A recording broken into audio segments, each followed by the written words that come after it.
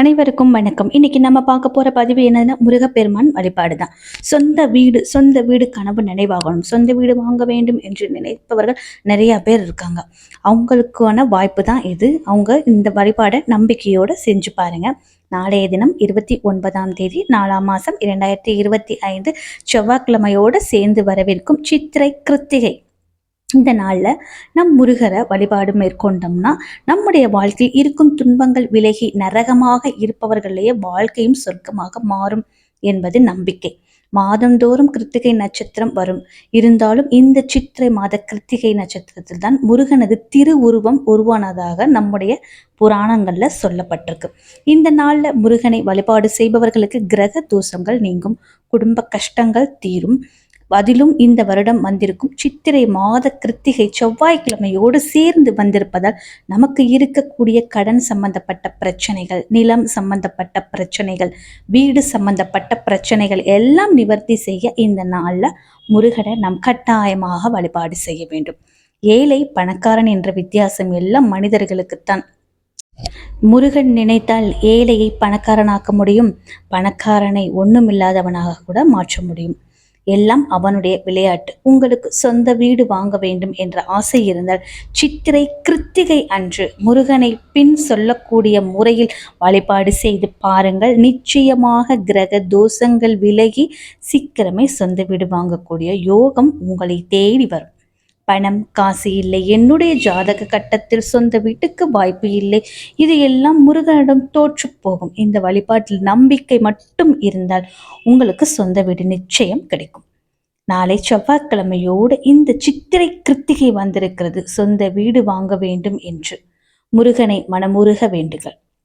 அதற்கு தேவையான பொருள் 6 செம்பருத்தி இலையை எடுத்துக்கோங்க.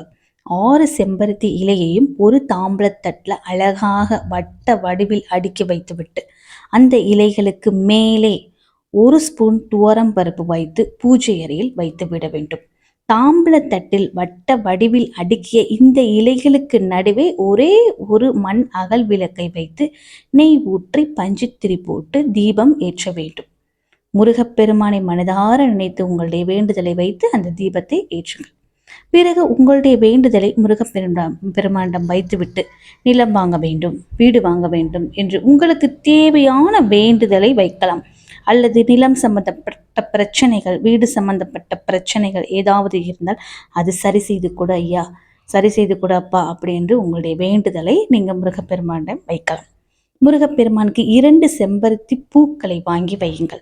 அது மிகவும் விசேஷமான பலனை கொடுக்கும். ஏனென்றால் சிவப்பு என்பது செவ்வாய். சிவப்பு நிற செம்பருத்தி பூ முருகனுக்கு உகந்தது. செவ்வாய்க்கிழமையோடு சேர்ந்து வந்திருக்கும் இந்த கிருத்திகை நாள்ல முருகனுக்கு 2 செம்பருத்தி பூ வைத்தால் அவ்வளவு நன்மைகள் கிடைக்கும். உங்களுடைய வழிபாட்டை முடித்துவிட்டு முருகனுக்கு உகந்த சொந்த வீடு கட்ட திருப்புகழ் ஒன்று இருக்கிறது. அந்த பாடலை படியுங்கள். சொந்த வீடு தரும் திருப்புகழ்.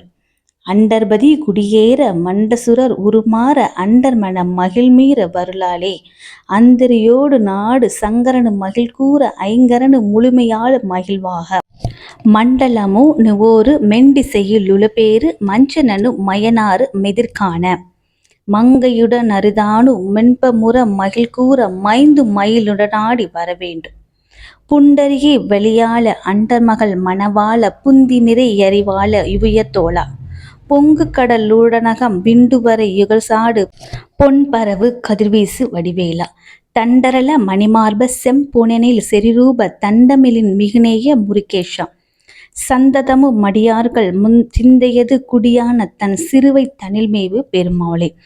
இந்த பாடலை படிக்க கஷ்டமாக இருக்கும். அதுக்கப்புறம் படிக்க நமக்கு கரெக்டாக வந்துடும். இதை நான் கமெண்ட் பாக்ஸில் பின் பண்ணுறேன், டிஸ்கிரிப்ஷன்லையும் கொடுக்குறேன், டிஸ்பிளேலையும் கொடுக்குறேன். செக் பண்ணி பார்த்துக்கோங்க. அருணகிரிநாதர் அவர்களால் நமக்கு கொடுக்கப்பட்டுள்ள இந்த சிறுவாபுரி முருகன் அருளை பெற்ற திருப்புகழ் பாடல் வரிகள்.